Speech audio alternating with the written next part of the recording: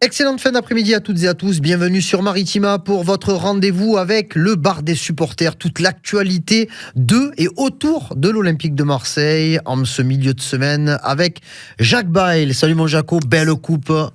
Bien félicitations, j'allais dire autre chose, mais on va dire félicitations, ça marche mieux. Merci mon Karim. Ça va, tu es en forme ? Impeccable, toujours. Steph Martins, le plus grand supporter de chez moi. De chez lui. Comment ça va, mon Steph ? Ça va très très bien, merci. Les amis, on est obligé d'en parler. On ne fait pas de débrief, nous, bien entendu, des matchs du PSG. Mais comme c'est une semaine quand même un peu particulière, puisque l'Olympique de Marseille va jouer dimanche à 20h45 le Classico ou le Classique ou ce que vous voulez, comment vous l'appellerez comme vous voulez. On est quand même obligé de revenir un petit peu sur la forme des Parisiens, le niveau qu'ils affichent. On va pas commencer à faire des plans sur la comète. Ça restera un match de football. Tout est possible, mais c'est vrai que quand tu vois Paris jouer de la manière qu'il développe depuis au moins 2 mois, tu te dis c'est costaud. C'est costaud, les gars. Bien sûr que c'est costaud. Il y a beaucoup d'automatismes qui sont en train de se créer. Avant, il y avait une guerre d'ego avec des Messi, des Neymar, des Mbappé. Aujourd'hui, il y a moins d'ego. Et donc, il y a une équipe qui s'est formée. Et donc, cette équipe, elle est en train d'être performante. Et je sais très bien que si l'Olympique de Marseille ne joue pas différemment que ce qu'ils ont fait contre Lens, contre Nantes, même si on a été victorieux, on n'arrivera pas à faire quoi que ce soit. Faut rien espérer en jouant de la sorte. C'est pas possible. Alors, moi, juste, le Paris Saint-Germain, je veux juste relever une chose, c'est que j'entends depuis très longtemps que le football français, il est pourri, qu'il est ceci, qu'il est cela autre. On dit juste que le football français, il a ses qualités, il a ses défauts, et qu'en Europe, quelque part, il y a une équipe, nous aussi. En Espagne, il y a le Real, il y a le Barça, ils en ont 2, ou 3 ou 4, voilà. Mais nous, on a quand même une équipe, voire 2, et dans les années futures, avec un grand Monaco, on pourra être moins pourri que ce qu'on nous annonce. Après, voilà, juste, on digresse 2 secondes sur la différence qu'il peut y avoir entre les championnats de France et les autres des 5 grands championnats, au moins ceux-là, parce que bon, le Portugal est aussi à un niveau très élevé, et quand tu regardes les 8e de finale de la Ligue des Champions, il y a quand même les Pays-Bas également qui sont très très bien représentés, même si ils ne seront pas au rendez-vous des quarts, mais Brest, Lille, Monaco, Paris, Lyon en Ligue Europa, franchement, oui, Nice, c'est le parent pauvre qui a mal marché, mais il y en a toujours un. C'est quand même assez solide. Les 4 clubs français engagés en Ligue des Champions qui passent la phase de poule, il n'y a pas tant d'écart que ça, parce qu'il y a beaucoup de bling-bling dans les grands championnats. Oui. Alors, l'Angleterre, pour moi, est à part par rapport à l'argent. Ils sont tous riches, donc il n'y a pas de débat. Très riches. Mais par contre, moi, franchement, quand tu vas voir Las Palmas, ou tu vas voir Lecce en Italie, ou tu vas voir San Paoli en Allemagne, à ne pas confondre avec Jorge Sampaoli, bien sûr, tu te dis que, oui, nous aussi, en France, on a des petites équipes, mais il y en a de partout en Europe. Bien sûr, et même en Angleterre. Mais comme tu le dis, je crois que le 14e ou le 15e a le budget du champion de France en Ligue 1. Donc après, toute proportion gardée, voilà, faut comparer ce qui est comparable. Mais pas le budget, attention, pas le budget à la rentrée de droit TV. La rentrée de droit TV. Non, mais c'est pas pareil, c'est pas le budget. Non, parce que Paris a des budgets, un budget qui est bien plus important. Ils ont 800 et quelques millions d'euros de budget, donc encore heureux qu'ils marchent sur la Ligue 1. Oui, bien sûr. Et après, en Europe, ils commencent à atteindre dans la finale Covid, j'en tiens pas compte, mais des demi-finales, ils commencent à arriver, certes, mais comme on en parlait en off, c'est facile. Quand tu peux te permettre de faire des erreurs sur des transferts à 90 millions d'euros, moi aussi, en 10 ans, je te monte une équipe monstrueuse. Toi, quand tu vois que tu fais une erreur à la Vitinha, tu mets tes comptes dans le rouge si tu n'arrives pas à le vendre derrière. Elle est là, la réalité. Et alors que tu es le 2e budget de Ligue 1. Donc, toute proportion gardée là aussi, quand tu as pratiquement une équipe qui a 4 fois ton budget, c'est compliqué de vivre dans ce championnat-là. C'est pas pour rien qu'ils sont invaincus. Jaco, si on fait un petit reset et qu'on revient au 27 octobre 2024, où avant le match aller, on était quand même assez confiants dans l'ensemble. On a quand même pris une leçon de football et d'arbitrage, même si c'est pas, je répète encore une fois, parce que les gens ils vont dire vous pleurez. C'est pas François Le Texier qui a fait perdre l'OM contre le PSG, mais Je pense que le fait d'avoir exclu Amin Harit a mis fin au débat après 20 minutes. Mais les 20 premières minutes, elles étaient catastrophiques de la part de l'Olympique de Marseille. Et si on regarde la progression du PSG depuis le 27 octobre et la progression de l'OM depuis le 27 octobre, est-ce qu'il y a des motifs d'espoir par rapport à ce que l'on peut voir dimanche soir au Parc? Dans la progression Olympique de Marseille, il y a des matchs qui ont été intéressants. On ne va pas tout jeter à la mer. Je me rappelle qu'on est capable de faire de très très belles choses. Mais comme ça fait, on se rappelle des 3 derniers matchs. Encore une fois, même avec la victoire contre Nantes, on a eu 60 minutes où on s'est ennuyé. Et c'est pour ça que tu restes avec ce scénario dans la tête. Mais je sais qu'on est capable de faire mieux, voire beaucoup mieux. Tu vas me dire, c'est pas difficile avec ce qu'on a fait, les purges qu'on a fait jusqu'à présent. Le Paris Saint-Germain est puissant. Le PSG va vite. Le PSG est technique, effectivement. Donc toi, si tu veux faire un match intéressant, il faut normalement, à mon avis, changer de schéma de jeu. Parce que cette défense à 3, ça ne va pas être possible. Contre le Paris Saint-Germain, ça va trop vite dans les couloirs. On va être vite dépassé, débordé. Donc, on verra si le coach a décidé de faire jouer certains joueurs et pas d'autres. Donc, voilà. Il y a aussi la possibilité de se renforcer derrière et un milieu différent. Si tu joues comme tu as l'habitude de jouer, n'espère rien. Alors, je change un petit peu de débat. Je me resitue par rapport à ce qui s'est passé hier soir à Liverpool. Le PSG se qualifie. Après la séance des tirs au but, après 120 minutes âprement disputées, je pense qu'ils se sont quasiment jamais mis autant à plat ventre que pour aller chercher cette qualification. Après, il y a automatiquement un moment où l'euphorie va retomber. Les gens se posent la question, est-ce que vous pensez, vous espérez qu'il y ait un tout petit peu de démobilisation ou un petit peu de fatigue par rapport à ce qui s'est passé mardi. Moi, je pars du principe que mardi, on est très loin du match de dimanche. Et le match de dimanche n'est pas un match comme un autre, aussi pour les Parisiens. Et notamment pour eux, parce que quand tu le vois, quand ils jouent face à d'autres équipes en Ligue 1, ils mettent pas la même intensité, ils se mettent en mode Ligue des Champions. Quand ils viennent au Vélodrome ou quand tu vas chez eux, ils se mettent en mode Ligue des Champions. Donc toi, pour contrecarrer cela, qu'est-ce qu'il faut faire? Il faut que tu sois à 120-130%. Je rejoins Jaco. Si tu prends ce match avec le même état d'esprit que tu as pris les 3 derniers, oui, tu risques de prendre cher. Maintenant, est-ce que Paris est au-dessus de l'OM? Je ne vais pas te dire non, je serais fada de te le dire. Maintenant, c'est 11 hommes contre 11 hommes. À nous d'avoir des guerriers sur la pelouse, de mettre de la très très bonne agressivité. Mais est-ce que tu y crois quand tu dis ça? Mais oui, j'y crois. Moi, j'y crois. Parce que je me dis, à un moment donné, quand on a vu sur certains matchs qu'on a su montrer de très très très belles choses, mais dans l'état d'esprit, dans la façon d'aborder ce match, si tu vas pour moi en jouant bloc bas, tu es mort. Il va falloir les presser haut, les agresser, leur empêcher de faire cette première relance. Si tu les attends, tu vas te faire tuer. Parce qu'eux vont vouloir t'aspirer, te prendre en compte. Et on a vu, et tu regardes encore hier, quand tu vois les 2 flèches qu'ils ont sur les côtés, je crois qu'il n'y a personne en Europe qui peut les rattraper. Donc, à toi de jouer avec cette très très bonne agressivité, et après ça reste un match. On ne sait jamais, ça peut passer. Maintenant, tu me dis, est-ce que Paris est meilleur que l'OM? Si je te dis non, on va me prendre pour un cinglé. Et c'est une réalité. L'équipe, elle a 6 mois. Il faut leur laisser du temps aussi. Mais rien n'empêche, dans l'état d'esprit, de tout donner sur le terrain et de voir ce qui se passe. Chaque semaine nous apporte son lot de déception ou de tristesse ces dernières semaines. La dernière en date, c'est l'annonce de la blessure de Pierre-Emile Højbjerg, qui sera absent pour les 3 prochaines semaines. Alors attention, calmons-nous, les 3 prochaines semaines, ça veut bien dire qu'il y aura la trêve internationale au milieu. Il ne partira pas avec la sélection danoise et il va se soigner. On avait parlé vendredi d'une absence à l'entraînement pour une douleur au pied. Ça se transforme au final par une lésion au mollet.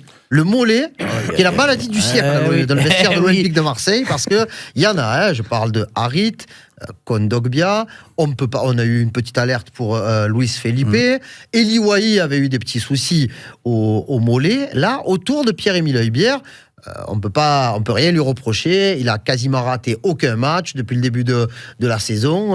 Il a eu la grippe contre le Havre en début d'année, mais même avec son incertitude, il a plutôt bien tenu sa place contre Lens. Après, il ne faut pas non plus exagérer, il n'a pas fait le match du siècle, mais c'était pas mal. Mais là, par contre, on sait déjà qu'il ne sera pas là contre le PSG dimanche. Après, on parlera plus tard de sa présence ou pas contre Reims. Mais rien que ça, le fait qu'il soit forfait, dans ta réflexion de système, pas de système, ça veut bien dire que Rongier, il va jouer soit milieu terrain, soit milieu de terrain. Oui. On est d'accord. Tu m'as fait Non, peur. non, mais parce Tu m'as fait et à ce niveau-là, je te dirais presque heureusement qu'il n'a pas pris rouge dimanche, samedi Ouais, contre ouais, Lens. ouais. Parce que là, déjà qu'on a mal à la tête, là, on serait sous Là, on aurait perfusion. mal au cigare. hein. Non, mais en plus, sur ce match-là, il aurait été tout simplement efficace. C'est dans ce genre de match que j'ai besoin de Pierre-Emile Aguibert, parce qu'il a ce charisme nécessaire, cette puissance nécessaire. Dans ce genre de match, il est tout simplement indispensable dans notre milieu à deux. Ensuite, Karim, j'ai vraiment envie de revenir sur ce que tu nous disais en début de phrase concernant les blessures au mollet. Je veux bien croire au hasard jusqu'à quand. Je pense aussi que le préparateur physique qui est à l'Olympique de Marseille doit forcément prendre en compte quand tu as autant de blessures au mollet, peut-être qu'il y a des exercices que tu fais qui font mal à cet endroit-là, des exercices répétitifs, peut-être trop longs dans les exercices, c'est-à-dire qu'à l'entraînement, tu mets en place tes stratégies, tes préparations, tes sauts, et peut-être que tu en fais trop et qu'il faut les réduire. Je dis peut-être, encore une fois, parce que tu es obligé de te poser Non, mais la tu es obligé de question. te poser la question Ah quand oui, tu as autant bien de sûr. blessures dans le même secteur. Je vais te dire une chose, c'est que moi je l'ai vécu, inversement, c'était pas le mollet, c'était les épaules. Alors les gens vont te dire, mais c'est moins grave. Oui, c'est aussi grave parce que tu n'arrives pas à préparer ton dribble. On a eu 3 joueurs et après, en cherchant, on s'est aperçu que. Ça, c'était la parenthèse. Mais c'est vraiment une très, très, très mauvaise nouvelle. Encore une fois, ce mec-là, dans ce match-là, je suis vraiment déçu qu'il ne soit pas là. Ouais, Pierre-Emile Aubert qui n'est pas là, c'est un coup dur parce que oui. c'est un taulier. Il a de l'expérience, il a de l'impact. Partir avec une doublette Rongier-Benasser, moi je trouve que c'est bien dans l'absolu. Mais est-ce que physiquement ça peut tenir le choc? Alors en face, attention, hein, quand tu regardes les gabarits de João Neves et de Vitinha, ça va aller vite. Ça va aller vite. Exactement. Des deux côtés. Parce que oui, mais bien sûr que physiquement, pourquoi tu veux que ça tienne pas le coup? C'est des athlètes, c'est des joueurs de haut niveau. Mais quand je parle de physiquement, je parle de vitesse aussi. Parce que vitesse, moi tu me dis... Benasser, ça va vite quand même, hein. Oui. C'est pas là, hein. J'aurais eu plus de mal peut-être avec Heubière qui est plus costaud, plus grand, et eux avec la vivacité des deux Portugais au milieu, ça va très très vite, c'est très très court sur les appuis. Donc ça va, je pense que ça va être un beau combat au milieu entre Rongier, Benasser et Neves et Vitinha. Par contre, il y a pas 150 solutions de repli derrière. Et moi, je ferais reculer Rabiot. Si j'ai un souci, je fais reculer Rabiot. Et au poste de Rabiot, je mets quelqu'un d'autre. Après, tu as la possibilité de changer ton système. On Aussi. rappelle, hein, tu peux défendre à 4 à plat. Ça peut donner la possibilité peut-être à Luis Felipe de pouvoir jouer véritablement, même si la vitesse, elle y sera. Après, il faut voir qui va jouer le poste du latéral droit véritable. Parce que Murillo n'est pas là. Non mais les gars, même Je sur vois le côté Je vois gauche, des Djic, quand tu as Merlin qui joue très haut, et derrière tu as Kondogbia qui va faire la couverture, Ouf, et qui va à 2 à l'heure, ouf. avec sur les couloirs, tu vas avoir d'un côté Marcola, de l'autre côté Ousmane Dembélé qui est capable de prendre le couloir aussi, qui va à 250 à l'heure. Et n'oublie pas celui dont tu ne parleras pas parce que tu n'arrives pas à prononcer son nom. Non, celui-là je te laisse l'occasion. Je vais dire le Georgien. Le Napolitain. Voilà, le Georgien. C'est Vas-y, Karim, dis-nous. Visha Il gère. Kvaratskhelia. Il gère. En plus, il met Visha Baraskina. C'est très très bien. Donc c'est ça aussi qu'il faut prendre en considération. Là, moi j'ai besoin d'une défense à 4 avec des couvertures Oui, des gens tu es obligé. beaucoup plus vite. Je vais te dire, je vais peut-être te surprendre. Alors peut-être que je dis une connerie, excusez-moi, mais moi j'aurais besoin de Cornelius dans l'impact. Voilà, parce que c'est un mec, il est peut-être moins technique que les autres, mais quand dans les deux défenseurs centraux. Non, mais je joue à 4. Mais tu vas pas jouer avec 4 défenseurs centraux. Non, mais bien sûr. Moi, je le mets à côté de Balerdi. Parce qu'il a une puissance que Kondogbia. Donc tu sors Kondogbia. Oui, personnellement, oui. Okay. Parce qu'il va pas assez vite. Et là, je n'ai pas besoin de technique, hein, les gars. J'ai besoin de mecs, quand on disait avec Steph tout à l'heure, un peu d'impact. Ouais, il faut falloir mettre un peu d'impact. Après, Cornelius, c'est pas un dragster non plus. Voilà, parce que non. techniquement, on ne pourra jamais lutter contre cette équipe. Les relances basses que l'on fait, les gars, ça faut pas le faire. Parce que là. Direct, il ne faut pas prendre de risque. Ah là, qui ne commence pas à inventer, à nous dire on garde le ballon derrière. Quand on a vu le nombre de catastrophes qu'il a failli y avoir lors des derniers matchs sur des pertes de balles dans tes 18 mètres. Contre Lens. Faut au bout d'un moment, voilà, ce genre de match-là, tu vas aussi pour te prouver certaines choses à toi. de voir quel niveau, comment tu as progressé, mais tu vas pas aussi la fleur au fusil en faisant n'importe quoi comme on a fait sur ces derniers matchs. Tu dois avoir un état d'esprit irréprochable, tu dois avoir une tactique pour pouvoir contrer ce pari-là, et sur un match, tout est possible. Il ne faut pas y aller en étant défaitiste. Maintenant, c'est clair que si, oui, je me répète, si on y va avec l'état d'esprit qu'on met là, avec de la nonchalance, où on ne fait pas de dépassement de fonction, on ne revient pas en sprintant quand tu perds le ballon, face à cette équipe-là, tu vas prendre une rouste. Maintenant, à nous de se regarder droit dans le miroir, d'avoir réellement une discussion pendant cette semaine-là avec le staff, le coach et les joueurs, et d'aller là-bas pour tout arracher. Si tu ne vas pas dans cet état d'esprit-là, ça va être dur. Après, quand on regarde le classement, donc l'OM est deuxième, avec 3 points d'avance sur les Niçois, qui sont troisième, 3 buts d'écart au goal average, puisque Lyon a accentué un petit peu la différence de buts en faveur de l'Olympique de Marseille. Monaco et Lille sont à 5 points maintenant. Lyon est revenu, il faut dire, parce qu'à un moment donné, tant qu'ils étaient à 10 points, bon là ils sont à 7 points. Mais quand on regarde, parce on pointe beaucoup du doigt la série actuelle de l'Olympique de Marseille, on n'en était plus... trop habitué par rapport à ce qu'on avait vécu du 22 novembre jusqu'à la défaite contre Nice, jusqu'au 26 janvier, je crois. Donc, on n'avait plus trop l'habitude. Mais l'air de rien, on n'a jamais eu plus de 6 points d'avance sur le troisième. Le troisième, non. Voilà. Non, donc là, on a 3 points d'avance. Tu avais un écart beaucoup plus gros sur le cinquième, un peu plus sur le quatrième. Là, oui, mais quand tu regardes, l'écart ne s'est pas considérablement réduit. Il n'y a pas, mis à part Nice qui est revenu un petit peu vraiment dans la course, les autres sont un peu sur courant alternatif. Aussi. Lille est capable de perdre un match à domicile. Nice a montré qu'ils étaient capables de perdre. Monaco est capable d'aller faire match nul à la dernière minute sur un geste incontrôlable du gardien. Donc, est-ce que ce match-là sera, selon vous, décisif dans la course à la qualification en Ligue des Champions? Non, pour moi non. Pourquoi ? Parce qu'après tu as des confrontations directes face à Lille, face à Monaco, c'est ceux-là où et pour moi ils seront décisifs, parce que tu auras l'opportunité soit de faire un petit trou, soit de les voir revenir sur toi. Donc c'est ces matchs-là qu'il va falloir réellement, à minima, ne pas les perdre à l'extérieur. Et si tu peux les gagner, ça serait que bénéfique. Bien sûr que si tu peux accrocher ou aller gagner à Paris, on va pas cracher sur 3 points. Mais, comme je me répète à le dire, dans la saison, Paris, c'est 6 points. Donc, s'il y a tant d'écart aujourd'hui, c'est qu'on a perdu des points face à des équipes qui étaient vraiment en deçà de ce que représente l'Olympique de Marseille.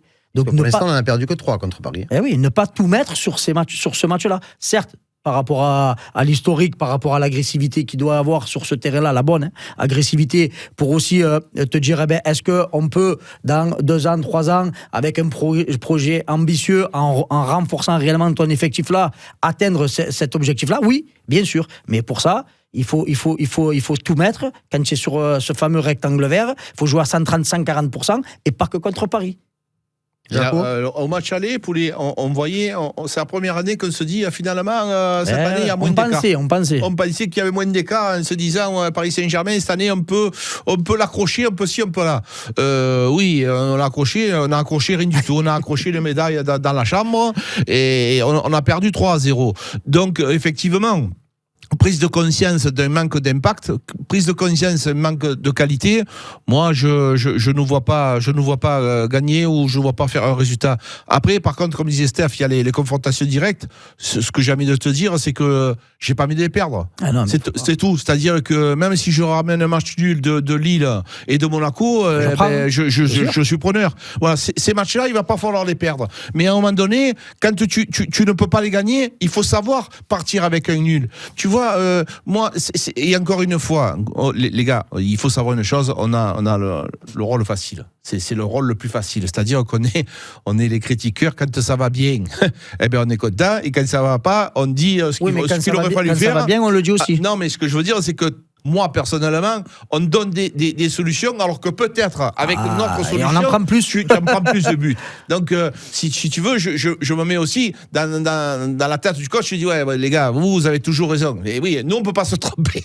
Non, mais on a quand même le droit d'avoir des idées et d'observer ce qui se passe. Il manque de l'intensité, il manque de la rapidité d'exécution. Dans le match que tu vas avoir contre Paris, les gars, vous vous posez la question de savoir s'il va te fatiguer ou pas fatigué. Ils vont vouloir vous écraser. Voilà. Il n'y a pas d'autre mot. Ils vont vouloir vous écraser. Paris Saint-Germain, OM, c'est pas Paris Saint-Germain, Nantes ou pas. Ils vont vouloir nous écraser. Après, quand je regarde le calendrier que j'ai sous les yeux, il va y avoir le 29 mars Monaco-Nice.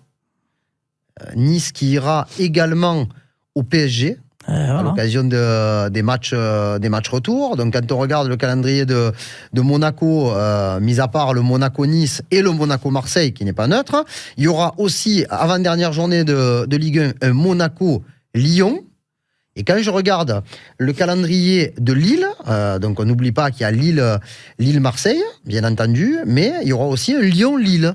Donc tout le monde va devoir gérer des oppositions, des confrontations directes. Donc faire des matchs nuls à l'extérieur contre ces équipes de haut de tableau, ça ne sera pas forcément des mauvaises opérations. Ah ben non, mais après, si tu gagnes chez toi.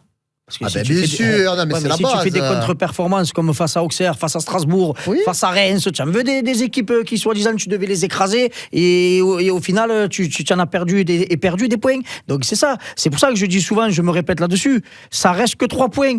Mais que ce soit Paris ou que ce soit Reims, tu dois jouer quand tu es l'Olympique de Marseille et que tu as des ambitions élevées avec la même intensité et le même devoir de vouloir faire mal à ton adversaire. Tu peux pas faire un grand match parce que moi tu me dis qu'est-ce que tu préfères, tu vas me dire gagner contre Paris ou faire une série de 6 défaites d'affilée ou perdre au Parc et faire 6 victoires d'affilée. Et il est vite fait mon choix. Non mais parce que c'est ça, il faut pas jouer que dans les gros matchs. Tu choisis pas ton match. Si tu es venu chez nous pour choisir tes matchs, pour briller à la télé, va-t'en, on n'a pas besoin. C'est de la première à la 34e qu'il faut être à fond. On a des objectifs élevés. On a après, toute raison gardée aussi, l'équipe est très très jeune. Comme tu dis tout à l'heure, quand il faut leur tomber dessus, après on essaye d'être le plus juste possible et toujours avec respect et bienveillance. Mais voilà, faut dire aussi les vérités. Face à toi, tu as un État qui gère et qui envoie un coup de 100, 150 millions par mercato. Ils se trompent, au mercato d'hiver, ils vont te prendre. Je vais rager là, comme tu le dis là. Ouais, voilà, lui voilà. Ça sort des 70 millions d'euros au mercato d'hiver. Au bout des moments, il faut se rendre compte de qui on a en face.